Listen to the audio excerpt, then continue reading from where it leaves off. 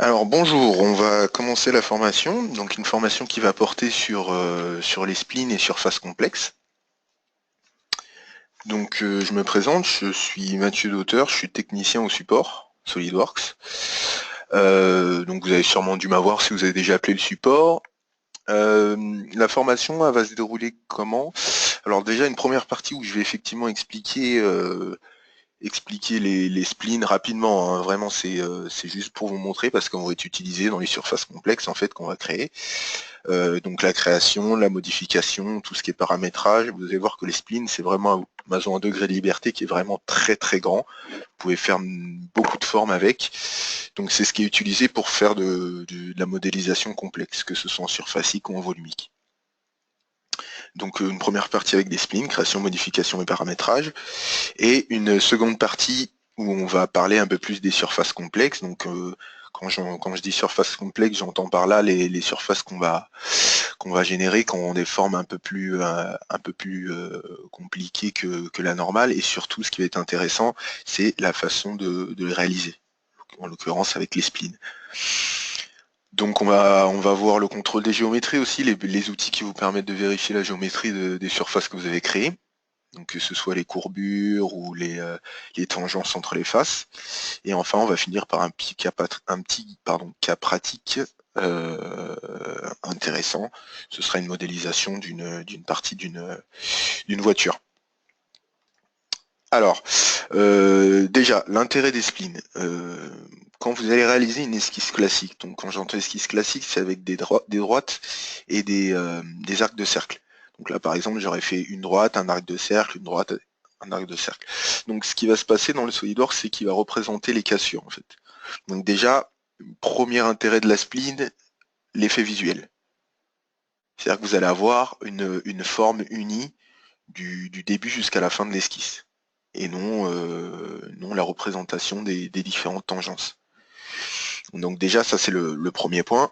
Alors, je reviens un petit peu en arrière. Si vous avez des questions ou des soucis, je vous invite à les marquer dans la partie questions, et je reviendrai dessus à la fin de la formation. Je vais prévoir un petit peu de temps pour y répondre. Donc si vous avez des questions, dans la partie questions, on y répond à la fin de la formation. Euh, donc ces esquisses, ces spleens, ça c'est le premier aspect, donc l'aspect visuel, ce qui est très important quand on fait en surfacique en général. Donc pour la création des spleens, c'est tout simple, hein, depuis l'onglet esquisse, rien de bien compliqué. Je vais vous montrer rapidement.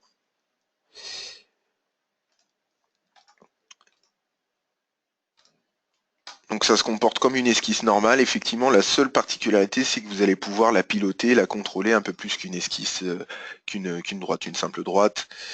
Au niveau des contrôles, on se retrouve un peu limité, à part la longueur, la position. Effectivement, les spleens, vous allez pouvoir réaliser des formes complexes, et elles se comportent aussi bien en esquisse 2D qu'en esquisse 3D. Vous allez vous retrouver avec des éléments de contrôle. C'est sur le point sur lequel je vais revenir un peu plus tard.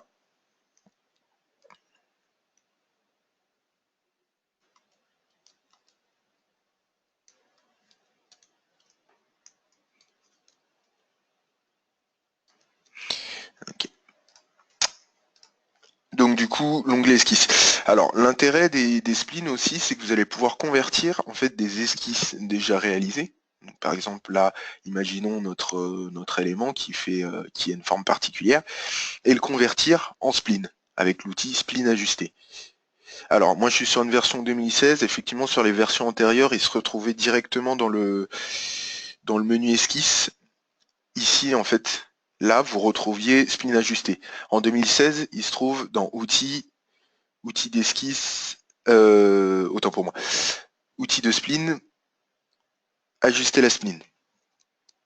D'accord? Donc je vais vous montrer ça sur une pièce que j'ai déjà réalisée. Ici. Donc là on se retrouve avec notre esquisse. Donc quand on rentre dedans, elle est parfaitement cotée. D'accord? Et là, donc sur les versions antérieures, vous allez retrouver ici, spleen ajusté, ou ajuster la spleen. Et sur les versions 2015-2016, si mes souvenirs sont bons, ça se retrouve ici, ajuster la spleen. Donc là, vous avez spleen fermé, donc là il va tout simplement fermer la spleen comme indiqué, donc il va prendre cette valeur, il va prendre cette extrémité et essayer de la rejoindre à celle-ci, donc en général ça fait quelque chose d'approximatif quand même. Donc spleen fermé, ça ne nous intéresse pas, contrainte, elle est déjà contrainte, et là vous allez avoir la tolérance en fait. La tolérance, c'est ce qui va définir le degré selon laquelle la spleen a le droit de s'éloigner du squelette, donc de l'esquisse réelle. Et ce qui est intéressant avec les spleens ajustés, c'est que si vous rentrez du coup vos cotations, ici, donc 90-200, et que vous faites votre spleen ajusté, donc on va le faire, on va sectionner tout ça, voilà. Donc là, vous voyez, la partie rose, c'est la spleen, mais plus on augmente le degré de tolérance, on va lui mettre 2, plus il s'éloigne du squelette. D'accord? Donc 2, 4, 6, 8, etc. D'accord? Dans la limite du possible. Et en fait, plus vous allez augmenter, plus vous allez voir qu'effectivement, il va s'éloigner, mais il va générer aussi des cassures, en fait, ou des pertes de tangence. Et donc, ce qui est intéressant dans les spleens ajustés, c'est qu'il va garder les relations qu'il a déjà. Donc, les cotations. Donc là, si je valide, par exemple, il va me générer ma spleen ajustée en gardant la cotation. Donc, j'aurai toujours ma longueur de 200, mon espacement de 200 entre les deux points, 90, toutes ces valeurs resteront en fait. Donc vraiment, il essaye de s'adapter au maximum au squelette que vous avez déjà construit, ce qui peut être très très intéressant.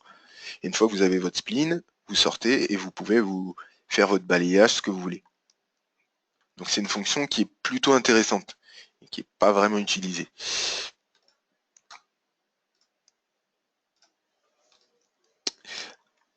Donc pour ce qui est de l'ajustement des spleens, vous avez tous les paramètres en fait directement dans la spleen. Donc les paramètres de longueur, de position par rapport à l'origine. Tout ça, il faut effectivement les utiliser, montrer la courbure, montrer les choses comme ça. D'ailleurs, si je retourne dans mon SolidWorks et que je fais ma spleen, du coup, une spleen toute simple, vous avez la possibilité de montrer les rayons de courbure. Ce qui peut être relativement intéressant, ça vous permet de voir effectivement s'il y a des cassures ou s'il y a des formes qui génèrent des erreurs. Même si je pars sur cette spleen et que je fais quelque chose comme ça, d'accord, on va supprimer celle-ci, ça ne sert à rien. Vous avez dans les options en fait, et dans l'onglet esquisse, vous avez alors montrer le champ de courbure. D'accord. Hop, on va la refaire. Et là en fait, quand vous allez faire votre esquisse, il ne va pas le montrer. Voilà. Vous avez le champ de courbure en fait. Et vous allez voir effectivement s'il y a des endroits où ça pose problème. Et vous allez le voir très vite parce que ça se représente comme ça en fait. Hop.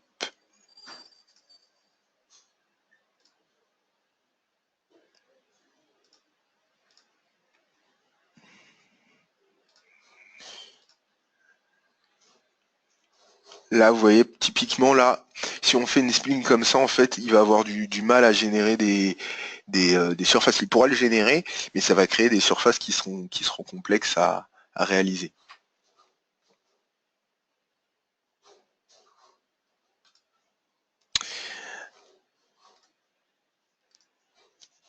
Donc tous ces outils se retrouvent dans le menu à gauche du SolidWorks. Une fois que vous faites votre spleen, en fait, donc là où j'ai coché montrer la courbure, par exemple, vous avez plusieurs options. Vous avez une contrôle des poignets, piloté par la tangence. Les poignets, c'est effectivement les différents points que vous allez retrouver sur votre spleen. Ce qui vous permet de contrôler sa courbure, contrôler son orientation, ces choses-là. Ça, c'est très important. On va y revenir après. Effectivement, sur le cas pratique, je vais vraiment vous montrer en détail comment elle fonctionne. Effectivement, là, vous voyez, ces points, vous pouvez en rajouter, vous pouvez en enlever avec le menu que vous avez ici. Donc, c'est la prochaine étape que je vais vous montrer. Vous avez donc toutes les options qui se trouvent ici.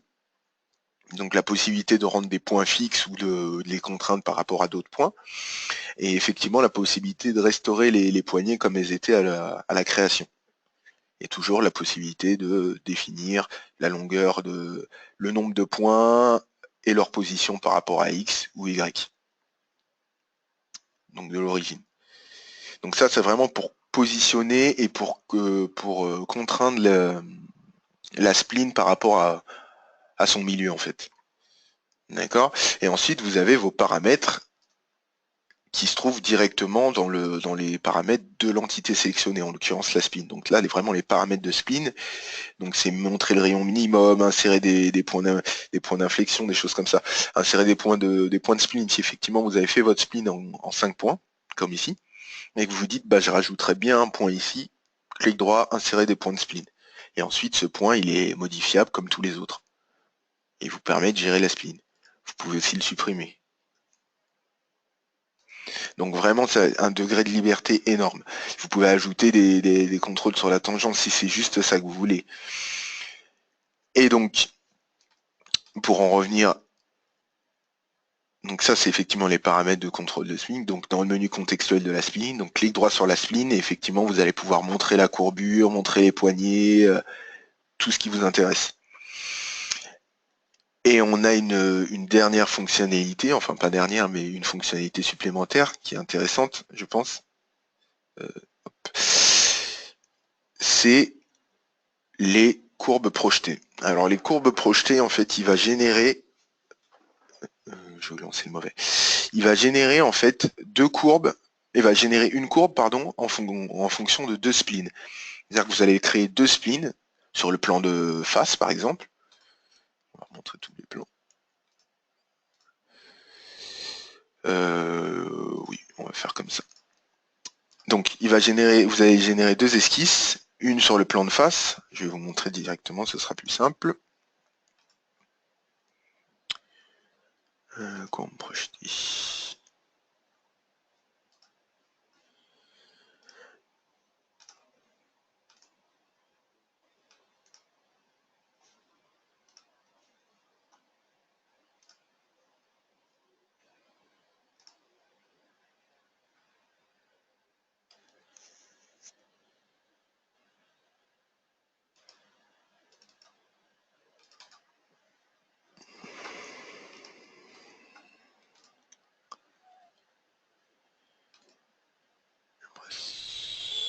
Bon, c'est pas grave. C'est pas grave, on va le refaire en direct. Ce sera mieux. Donc, comme je vous disais, par exemple, vous avez votre plan de face qu'on va réafficher et le plan de dessus qu'on va réafficher. Donc, sur ce premier plan, ce que vous allez faire, en fait, c'est tout simplement, vous allez générer une courbe. Donc, une première courbe, une simple vague, d'accord? Et sur le plan de dessus, vous allez générer une seconde courbe. Donc, je vais me mettre normal au plan. Je génère ma courbe. Voilà. Donc ce qu'on peut faire, on peut simplement dire que par exemple, ces deux points, ce point et ce point sont sur la même verticale, d'accord? Pour être sûr que les deux courbes ont la même longueur. C'est pas nécessaire, hein, mais on peut le réaliser, donc autant le faire. Donc ces deux points sont sur la même verticale, donc les deux courbes ont la même longueur, et là ce qu'on veut simplement lui dire, c'est de générer une courbe qui sera en fait un mix des deux courbes ici. Donc il va nous générer une spline.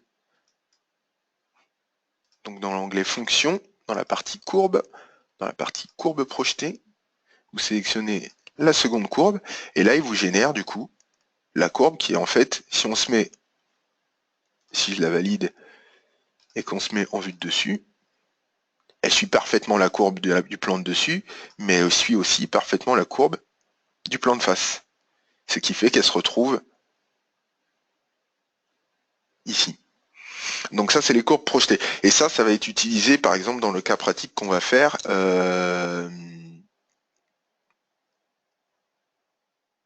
C'est le genre d'outil qu'on va utiliser pour la modélisation de pièces avancées ou de surfaces avancées. Donc là, dans le cas de la voiture, ce que je vais vous montrer à la fin de la formation, on va devoir générer des courbes qui suivent les lignes de la voiture en nous référant à l'image de face et l'image de dessus, par exemple. Et donc ça, c'est vraiment important. Et c'est une fonction très utile. Donc, pour ce qui est de la génération de surfaces complexes, quand vous faites des surfaces complexes, pardon, ce que vous allez le plus utiliser, ça va être les surfaces frontières, effectivement, surfaces restreintes. Ces deux outils, c'est ce que vous utilisez le plus. Effectivement, après, dans l'onglet surfacique, vous allez toujours retrouver les fonctions qui sont utilisées. Mais vraiment, dès qu'on part dans de la modélisation complexe, c'est vraiment ces deux fonctions qui vont être le plus utilisées. Vous allez le voir effectivement quand je vais commencer à modéliser l'élément, c'est ce qui revient le plus. Après, vous avez des fonctions qui sont un peu des copies des fonctions volumiques, donc bossage révolution, c'est utilisé, mais c'est pas ce qui est le plus utilisé. La fonction balayage aussi, donc c'est comme pour le volumique. Vous créez un profil et vous créez une trajectoire et ensuite il fait un balayage. Donc ça c'est vraiment utilisé. Euh, je vais vous montrer rapidement.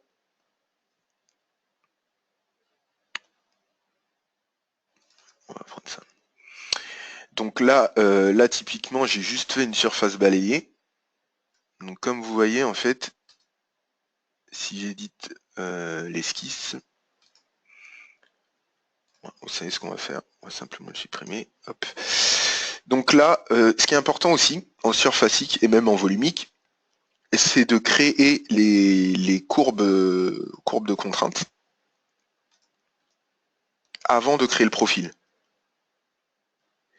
Pourquoi le faire dans ce sens? Tout simplement parce qu'en fait, votre profil se réfère aux courbes de contrainte. D'accord? Et donc le créer avant, ça pourrait laisser la possibilité de ne pas raccrocher du coup ces courbes au profil. Et vous retrouvez bloqué à pas savoir pourquoi votre balayage se fait ou se fait pas.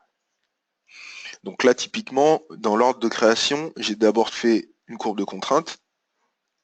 D'accord? Donc peu importe sa forme, une simple spline. La deuxième, d'accord, qui est une autre forme particulière. Et enfin, mon profil. Après, la trajectoire, vous pouvez l'ajouter avant, après, c'est pas réellement important, mais vraiment les courbes de contrainte avant de créer le profil. Et une fois que vous avez fait ça, vous passez dans l'onglet surfacique et c'est comme pour le volumique. Donc là, vraiment, c'est le même principe.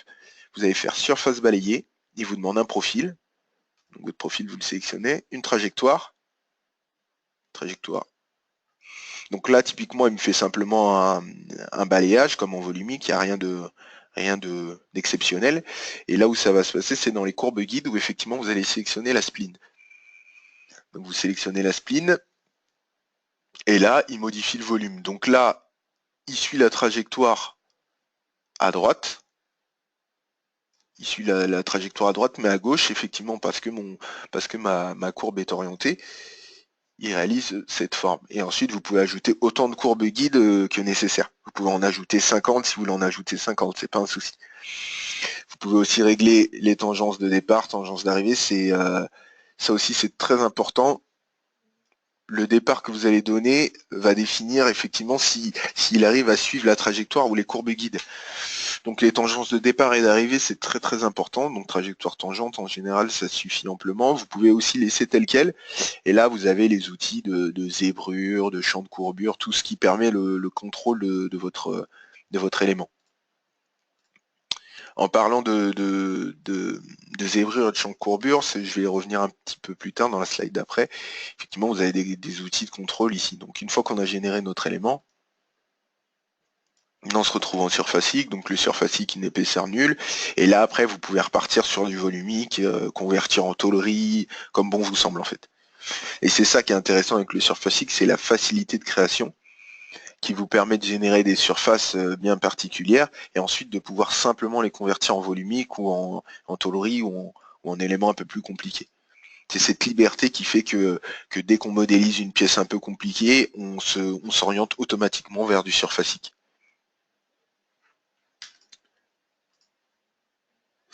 Donc, comme je vous disais, la vérification de la géométrie, donc vous avez les outils de zébrure, les outils de courbure qui vous permettent de détecter les différences entre les tangences entre les différentes faces. Donc voir si la courbure est constante ou s'il y a une cassure. Après ça, les outils que je vous montre, vous pouvez les utiliser aussi bien en surfacique qu'en volumique, mais c'est des outils qui sont pas assez utilisés. Souvent, quand vous modélisez, vous avez une erreur dans votre pièce, un problème de tangence, vous n'êtes pas sûr, et du coup, vous tournez votre pièce dans tous les sens pour essayer de voir si effectivement il y a une tangence ou il n'y en a pas. Vous avez des outils à disposition, il faut effectivement les utiliser. Ils se trouvent dans la partie évaluer. On va fermer ça. J'ai déjà réalisé deux, trois éléments. Donc ici, vous avez vos différents éléments dans l'onglet évaluer. D'accord. Vous avez zébrure et courbure. Donc si je sélectionne zébrure, donc tout ce qui est orienté de la même façon, l'orientation des traits, hein, c'est que ça suit la même, la même courbure, effectivement. Et là, effectivement, on voit que les zébrures sont mis dans l'autre sens, en fait, tout simplement, parce qu'il y a une cassure, en fait, et qu'il n'y a plus de tangence entre ces deux éléments. Donc ces outils, il faut pas hésiter à les utiliser. Souvent, quand on a des erreurs lors de la modélisation ou des problèmes de tangence, plutôt que de perdre du temps à chercher, lancez l'outil de zébrure, ça va vous sauter aux yeux directement. Et pour l'outil de courbure, en fait, tout simplement, il affiche le rayon de courbure. Si c'est la même couleur, le rayon de courbure est similaire. Si effectivement il y a une couleur différente, c'est que le rayon de courbure est totalement différent. Et là, effectivement, en noir, c'est quand il n'y a pas de courbure. Donc c'est des lignes toutes simples. Donc c'est deux outils à utiliser, vraiment. D'autant plus que le que ces deux outils peuvent être utilisés un peu partout.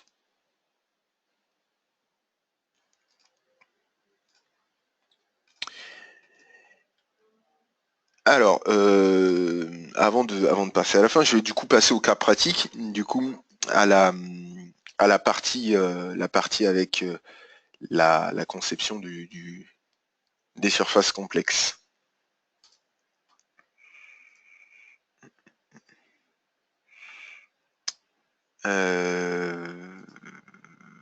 Surface complexe. Non, ça doit faire.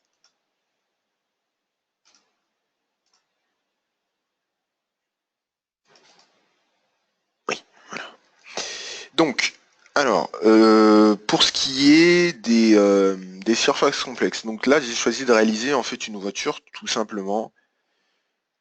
Donc on va réaliser effectivement la partie droite. Je vais vous montrer juste pour une courbe rapidement. Euh, donc pour ceux qui connaissent pas en fait la modélisation par exemple de véhicules, ça se réalise comment? On va d'abord récupérer en fait des images la chose qu'on veut modéliser, qu'on va positionner sur différents plans. Donc je vais vous montrer rapidement. Hop. Donc en fait on va utiliser un outil qui s'appelle outil d'esquisse, image d'esquisse en fait.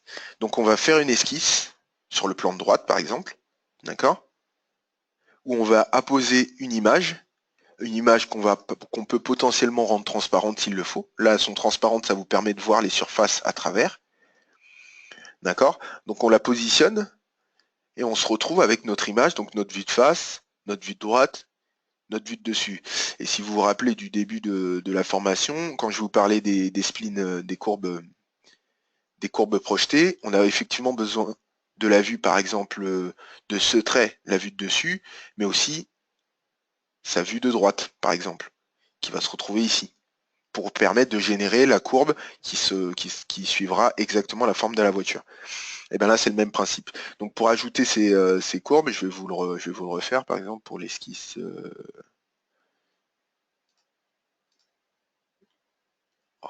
On va faire ça. Hop. Donc par exemple, ce plan. Donc tout simplement, ce plan, fonction esquisse, d'accord. Et ensuite, on va simplement venir ajouter insertion,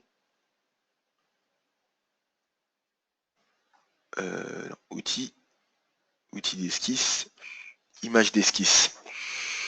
Et donc là, vous allez venir chercher votre image. Bon, du coup, j'ai plus l'image du véhicule, mais vous venez ajouter votre image et il vous la pose tout simplement. Ensuite, vous allez vous retrouver dans ce menu où là, vous allez pouvoir gérer la position de l'image par rapport à l'origine. D'accord? Donc là, j'ai tout simplement mis toutes les images à 0 par rapport à l'origine. Comme ça, je suis sûr qu'elles sont effectivement calées au même endroit. Donc dans un premier temps, il faut faire un travail sur l'image pour essayer de... Déjà, il faut avoir des représentations à la même échelle. Donc ça, c'est logique, effectivement. Mais si c'est pas la même échelle, les courbes projetées auront des dimensions erronées. Et ensuite, il faut effectivement bien la positionner par rapport à l'origine. Donc soit, effectivement, vous la positionnez par rapport à 0 ou simplement au centre de l'image. Donc c'est-à-dire que ce plan sera au centre du plan de dessus et le plan de face sera au centre du plan de droite. C'est une technique comme une autre. Vous avez aussi la possibilité de le passer en transparence, comme je vous ai dit. Donc soit l'image entière, ce que j'ai fait en l'occurrence, ou soit définie par l'utilisateur, où là vous allez utiliser la pipette pour sélectionner quelle couleur doit être transparente et quelle couleur ne doit pas être transparente, en fait, tout simplement. Donc là, par exemple, on va sélectionner le blanc. Et là, ce qu'il va faire, c'est qu'il va tout simplement demander la tolérance d'ajustement. Donc la tolérance selon laquelle il doit suivre les couleurs. Donc plus l'image est de bonne qualité, plus les traits seront précis et plus la transparence pourra être appliquée avec précision. Donc là, en l'occurrence, j'ai sélectionné le blanc. Et si j'augmente la transparence, vous voyez, l'image est de mauvaise qualité. Il arrive à même avec une tolérance extrêmement faible, il a du mal à suivre exactement la ligne. Donc là, ça n'a pas de réel intérêt de le faire comme ça. C'est plus simple de passer l'image entière et de mettre une transparence qui permet de voir les éléments. 0,40, c'est amplement suffisant. Et donc ensuite, la partie hop qui nous intéresse. Donc j'ai déjà commencé effectivement une première partie pour que ce soit un peu plus simple. Ce que je vais faire, c'est que je vais simplement générer une surface. Donc comme je vous ai dit, j'ai déjà commencé une partie et j'ai déjà réalisé une esquisse. Donc là, ce qu'on va faire, on va déjà commencer par créer la première courbe qu'on va utiliser pour créer notre surface. Donc tout simplement, vous sélectionnez les plans, les différents plans. Donc là, il faut effectivement afficher les 3 plans. Donc plan de dessus, vous faites votre esquisse et là, on démarre. Du coup, on va générer notre première spline. Donc qui va partir d'ici, on va directement aller là-bas. Hop. Et donc ensuite, la partie contrôle de la ligne. Donc là, vous allez utiliser les différents outils pour venir au plus proche du trait. D'accord? Donc soit en contrôlant au niveau des degrés, soit en contrôlant effectivement au niveau de la longueur. D'accord? Donc avec ça, normalement, vous pouvez suivre à peu près n'importe quelle forme. Si effectivement vous avez du mal à suivre la ligne, rajoutez des points. Si effectivement les points, ça crée des formes erronées, utilisez les 2 outils-là. Donc première forme, première courbe, pardon, excusez-moi. Donc ensuite, on va jongler avec cette vue. Donc là, même principe. Sur le plan de droite, je pars, vous voyez, donc dès que je zoome, effectivement, on voit la qualité de l'image. Là, j'ai pris une image que j'ai trouvée sur Internet rapidement. Ce qui était important, en fait, c'était qu'elle ait la même échelle pour les 3 vues. Il n'y a que ça qui était réellement important. D'accord. Jusqu'ici. Hop. Donc là, vous voyez, pareil, on va recontrôler, venir au plus proche. Hop. Donc là, vous voyez, je veux réduire la courbure ici. Hop. Hop. Et hop. Très bien. Ici, si je veux monter le point, tac, tac. Ah, ce qui va être important, ce que je vous ai déjà montré, effectivement, c'est s'assurer que les deux courbes soient alignées sur le même point. Donc, comme je vous ai montré, alors si on se met en vue de droite et qu'on essaie de sélectionner ce point, automatiquement, le SolidWorks va sélectionner toute la spline et on ne pourra pas ajouter la contrainte. Donc, effectivement, il faut juste se décaler un petit peu, sélectionner le premier point, le deuxième point est contrôle, et leur dire qu'ils sont sur la même verticale, tout simplement. Ensuite, sélectionner ce point et ce point et lui dire qu'ils sont sur la même verticale. On valide. Et donc là, on a la possibilité de générer notre courbe projetée. Donc on quitte notre esquisse, on va dans l'onglet Fonctions, dans l'onglet Courbe, Courbe projetée, on sélectionne la première qui sélectionne automatiquement parce que c'est la dernière qu'on a éditée, et la seconde, et là il nous génère notre courbe projetée. On valide. Si on se met en vue de dessus, notre courbe projetée suit parfaitement la trajectoire, et en vue de droite, elle suit parfaitement la trajectoire. Donc vous avez généré votre courbe projetée. Ça vous génère ceci. Effectivement, vous dites ah bah finalement ça suit pas tellement bien, j'aimerais bien le rééditer pour le modifier. Pas de souci, vous rééditez soit la courbe complète, soit l'esquisse qui vous intéresse. Édition de l'esquisse, on le déplace.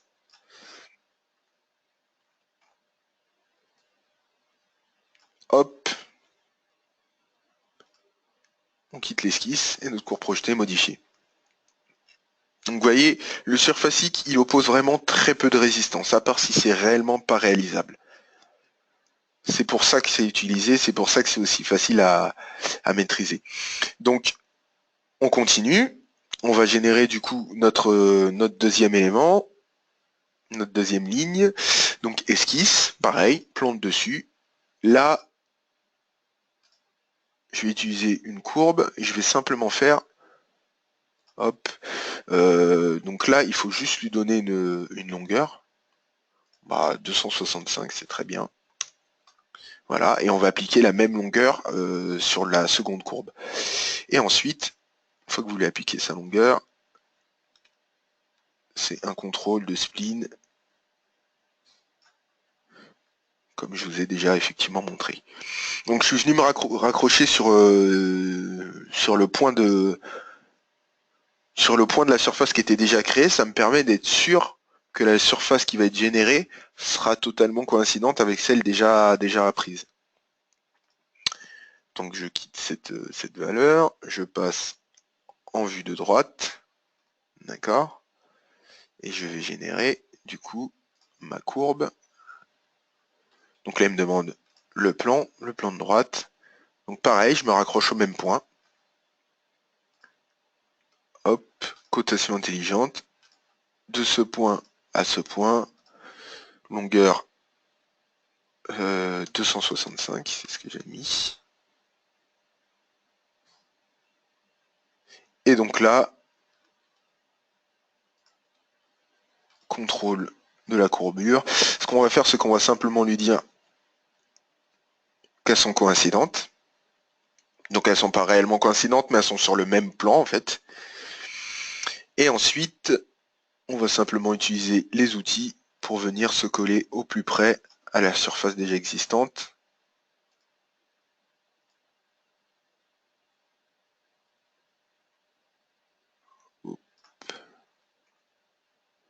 Ouais, j'aurais dû ajouter un... C'est pas grave.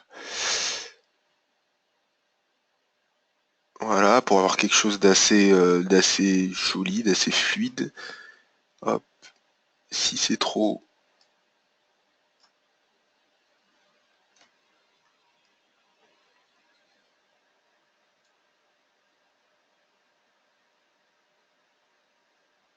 Voilà. Donc c'est vraiment une partie vraiment très très visuelle. C'est jusqu'à ce que ça vous plaise en fait. D'accord.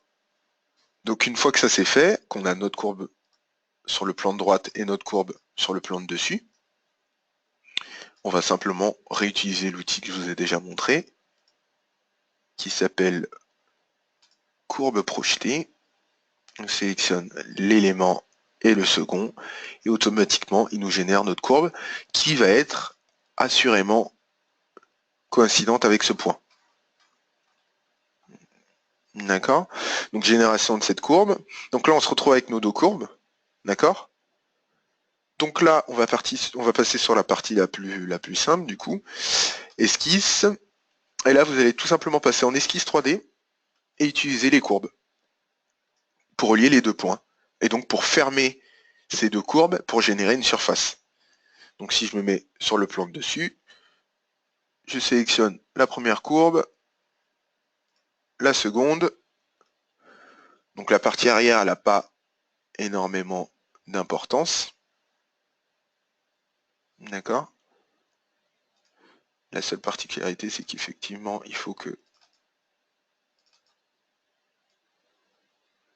Hop.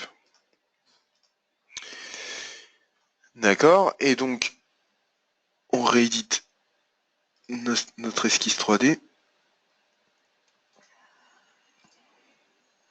D'accord. Et seconde courbe, toujours sur le plan de dessus, qui va partir du sommet jusqu'à l'extrémité de notre courbe. D'accord. Et ensuite, on va simplement la faire suivre au maximum la forme de la voiture. D'accord. On quitte. Et donc là, typiquement, on se dirait, bon, bah, on n'a plus qu'à faire une surface frontière. Et normalement, notre surface se génère. Le seul souci, c'est qu'effectivement, la courbe qu'on a créée, elle va pas jusqu'au bout. Elle s'arrête à la limite de la surface. Donc ce qu'on va créer d'un autre côté, nous, c'est une surface composite. Une courbe composite. Donc la courbe composite, en fait, on va récupérer deux entités qui sont en lien, bien sûr, et on va en faire une seule entité, tout simplement. Donc vous allez sélectionner cette première courbe, cette seconde courbe, valider. Et là, vous voyez, en fait, il vous a créé une courbe composite, donc une courbe qui fait toute la longueur. Une fois que vous avez votre courbe composite, donc tous vos éléments, vous allez passer dans l'onglet surfacique et vous allez effectivement utiliser surface frontière. Oui, donc du coup, c'est normal. Donc là, première référence, cet élément. Hop.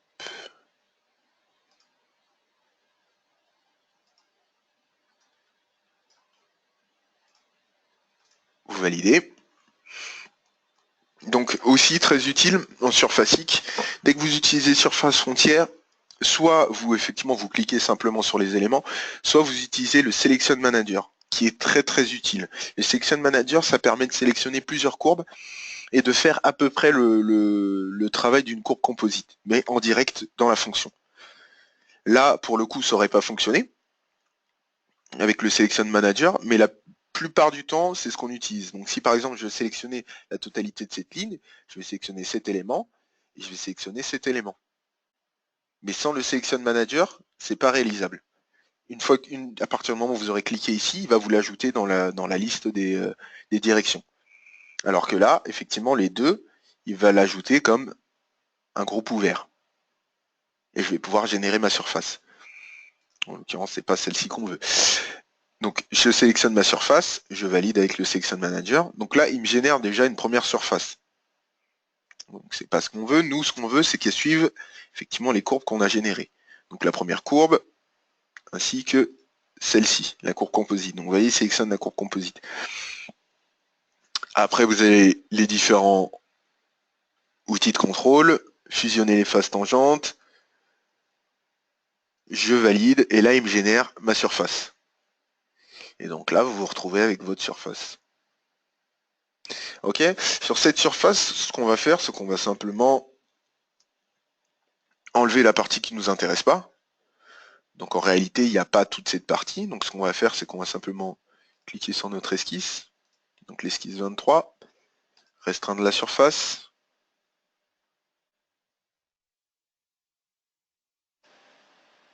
Hop. On va le faire dans l'autre sens. Restreindre la surface.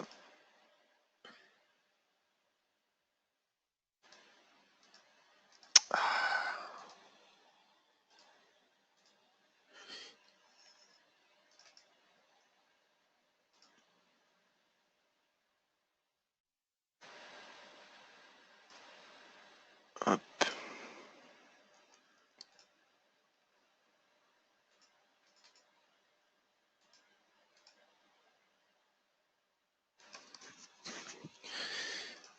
On sélectionne notre outil et on sélectionne les surfaces qu'on veut retirer. Donc enlever ou garder la sélection. Donc si on veut garder, on sélectionne l'inverse. Si on veut enlever, on sélectionne celle-ci. On valide et du coup il nous fait notre enlèvement de matière. Enfin notre enlèvement de restriction de surface. Donc on a enlevé ce qui ne nous intéressait pas. Et donc là, par exemple, on voudrait afficher le phare. Donc on va se mettre en vue de dessous, où là on va effectivement voir le phare, parce que en vue de dessus, il est caché par la surface, donc on ne peut pas faire notre esquisse. Et là, tout simplement, une esquisse, des plus simples. On sélectionne le plan de dessus. Donc là, vous n'êtes pas obligé d'utiliser des courbes. Ça ira plus vite de sélectionner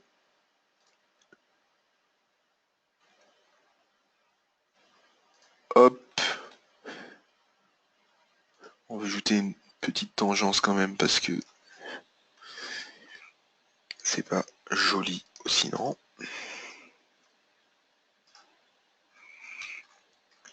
Voilà. Et donc là, même principe.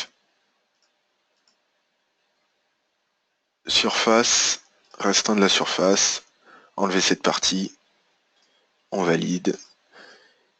Et là, il nous a fait notre enlèvement de matière. Ensuite, comme pour tout élément surfacique, il va falloir coudre les surfaces. Donc surface cousue, vous sélectionnez les faces, fusionnez les entités. Donc là, il vous dit si effectivement il y a des discontinuités ou pas. Là, il a fusionné tous les éléments. D'accord. Donc vous voyez qu'un élément est fusionné quand effectivement il n'y a plus d'arêtes noires. Donc là, les arêtes bleues, c'est effectivement les courbes que j'ai créées. Mais les seules arêtes bleues, c'est là où il y a des surfaces ouvertes. Donc là, effectivement, il y a une surface ouverte. Mais entre elles, les surfaces sont cousues. Vous le voyez aussi dans les corps. Un pour lui, ça représente une seule surface. D'accord. Donc ensuite, tout simplement, vous allez faire la partie droite et simplement après, utiliser la fonction symétrie et symétriser la partie gauche. J'aurais pu simplement utiliser surface cousue. Le plan de symétrie, j'en avais déjà créé un, génère un, donc un plan qui est au centre. Et là, il vous génère votre symétrie. Donc une fois qu'on utilise les bons outils, ça va extrêmement vite. Ah, j'ai oublié cette surface. Une fois qu'on utilise les bons outils, ça va extrêmement vite. Donc voilà pour ce petit cas pratique, cette petite démo. Je vous mettrai à disposition les images sur le guide 3D, que vous puissiez les récupérer et essayer de modéliser cet élément. Et je vous invite à poster sur le guide 3D les plus belles voitures. Je suis sûr que vous nous réaliserez des choses magnifiques. Donc voilà pour cette formation. Donc, si vous avez des questions ou des choses que vous n'avez pas compris, des choses que vous voulez que je vous remontre, je vous invite à les inscrire dans la partie questions, comme je vous ai expliqué, et on y répondra.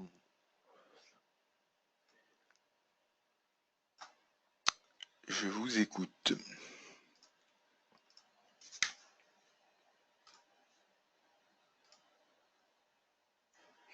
Alors, il y a une question, effectivement.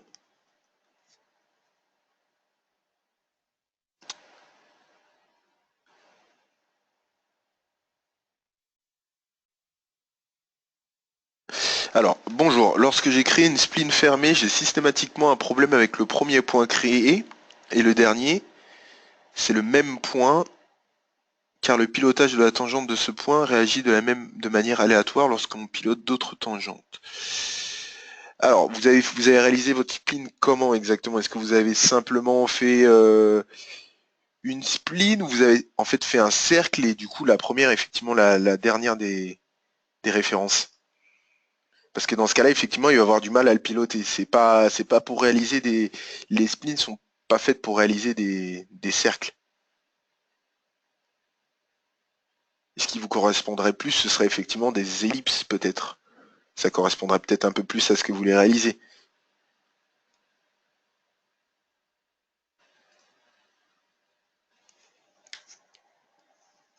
Si vous pouvez juste effectivement préciser. Ah d'accord, avec la commande spline fermée. Oui, bah comme je vous ai expliqué en fait au début de la formation, la commande spline fermée, elle va tenter de fermer la spline du mieux qu'elle peut. Après, comme je vous dis, vous pouvez rajouter des points dans ces différentes splines, des points de contrôle. Ça vous permettra d'effectivement de rectifier la trajectoire de cette spline. Mais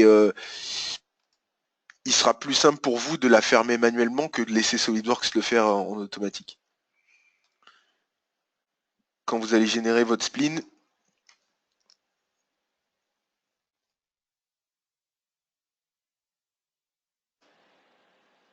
quand vous laissez SolidWorks fermer la spline, effectivement, il va générer des choses aléatoires. Mais soit vous rajoutez du coup des éléments, vous insérez des points de spline, là où vous voulez, pour permettre le contrôle, ou soit vous le faites manuellement. Mais normalement, les tangences, ça se contrôle parfaitement. À part si vous tentez des choses qui ne fonctionnent pas, comme entrecroiser les splines ou des choses comme ça.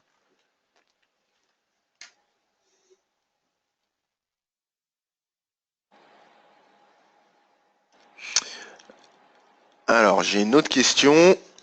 Bonjour, à quoi correspond le trait qui est resté noir sur votre surface sur la voiture?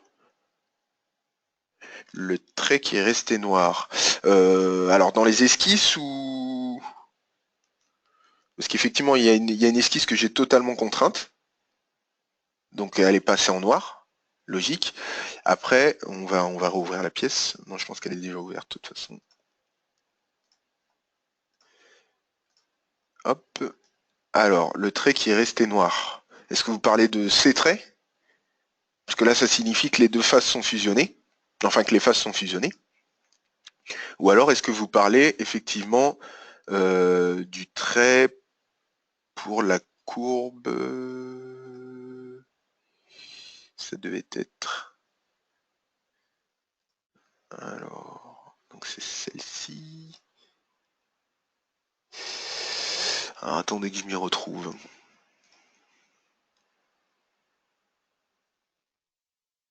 Donc le trait qui intervenait, que j'avais dessiné pour cette courbe en fait. Bon, bah, ce qu'on va faire, hop, on va remonter carrément.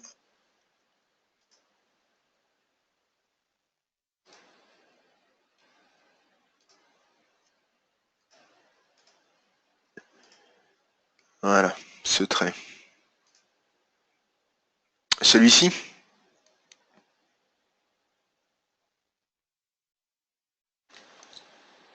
Alors, celui-ci, c'est simplement qu'il est totalement contraint en fait. C'est qu'il est contraint à ce point. Donc je lui ai dit qu'il y avait une coïncidence ici. Donc effectivement, le point passe en noir. Il a la longueur totale, donc de point à point. Et effectivement, il est coïncident sur cette ligne. Donc là, il est totalement contraint, donc il est passé en noir. C'est comme pour les fonctions volumiques. Si vous faites un,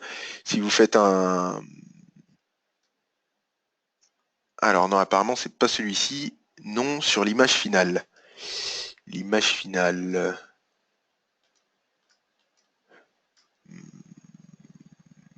Sur l'image finale, il apparaît en bleu. Et avant la courbe composite,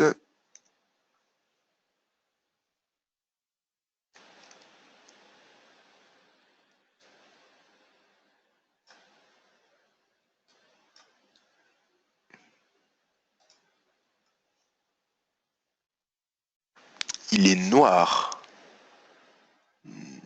Non, là il est bleu pour le coup.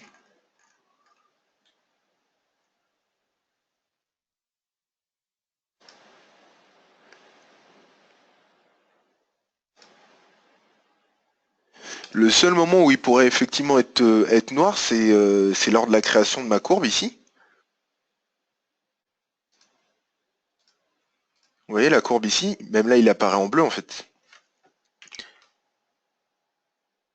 La liaison au niveau de la prolongation du capot.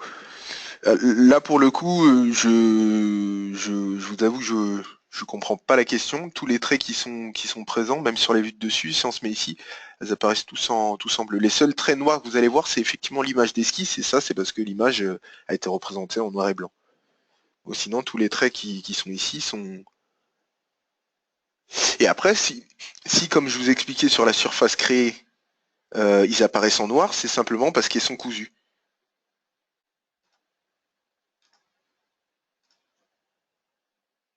Ici, ici, il apparaît en noir parce que les deux surfaces sont cousues. Là, c'est la courbe guide qu'on voit. Je vais vous cacher les courbes, vous allez comprendre effectivement. Donc là, vous voyez, s'il apparaît en bleu, c'est qu'il y a un espace ou que les deux surfaces ne sont pas cousues. D'accord. Donc si on fait... ouais, on va devoir aller jusqu'au bout par contre.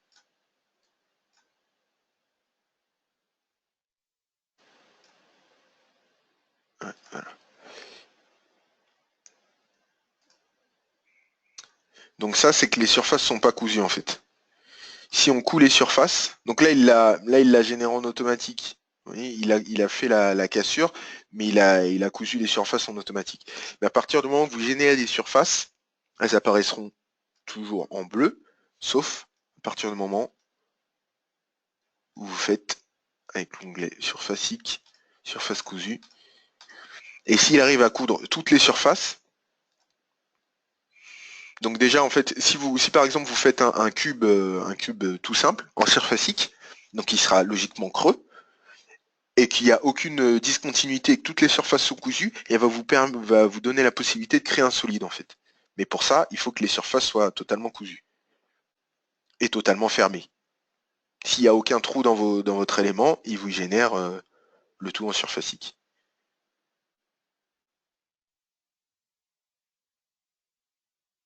Non, alors il y a une question, d'accord. Quand on coud les surfaces, une ligne apparaît systématiquement? Non. Il n'y a pas systématiquement de ligne quand vous allez coudre les surfaces. Là, effectivement, il l'a généré, c'est parce que j'avais laissé une esquisse qui lui demandait de le générer. Mais si par exemple, je me rends dans, je vais vous faire un exemple rapidement, des pièces. Donc par exemple, je vais faire un simple. Alors ça, déjà cube par son centre. Donc voilà, surfacique, surface extrudée, de 50. Voilà. Donc là, il m'a généré la surface. À cette surface, je vais ajouter une surface frontière. Voilà, comme ça je suis sûr. Et donc ici, non.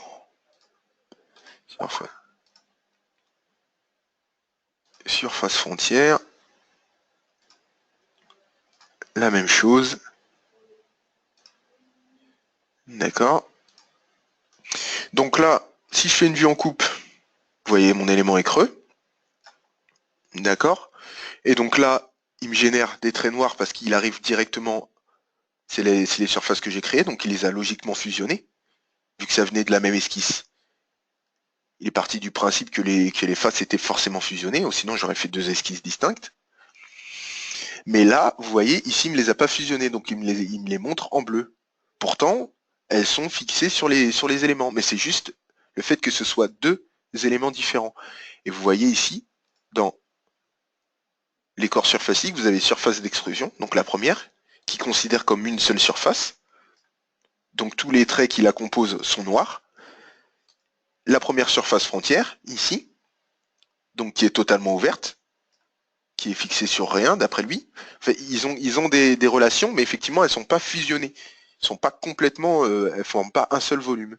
Et la dernière, surface frontière, qui est exactement la même que l'autre. Et donc si ici, je fais simplement une surface cousue de cet élément, de cet élément et de cet élément, je vais avoir la possibilité de créer un solide et de fusionner les entités. Fusionner les entités, c'est comme pour fusionner dans les fonctions de volumique. Et quand je valide, et que je fais ma vue en coupe, on se retrouve avec un volume. Donc vraiment la couleur des lignes, c'est une très bonne question, et la couleur des lignes c'est très important en Surface X, ça vous permet de voir là où il y a des erreurs, là où il y a des discontinuités, et là où il faut fusionner les éléments. Et une fois que vous avez fait ça, il se transforme en corps volumique. Donc si j'enlève le surface cousu, ou je le passe en état de suppression, je retrouve mes trois surfaces, qui m'indiquent exactement là où il y a un souci. Du coup, il doit y en avoir une qui est cachée, à tous les coups.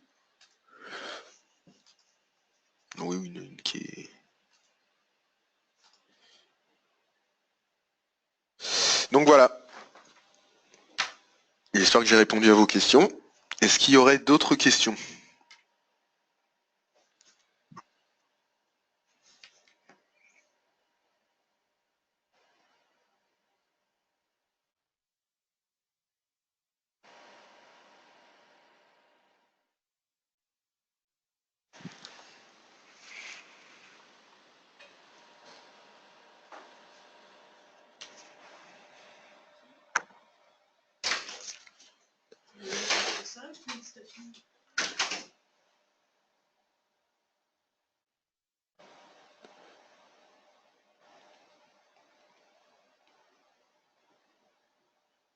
Très bien. Alors, s'il n'y a plus d'autres questions, je vous souhaite un bon appétit et à très prochainement sur le guide 3D.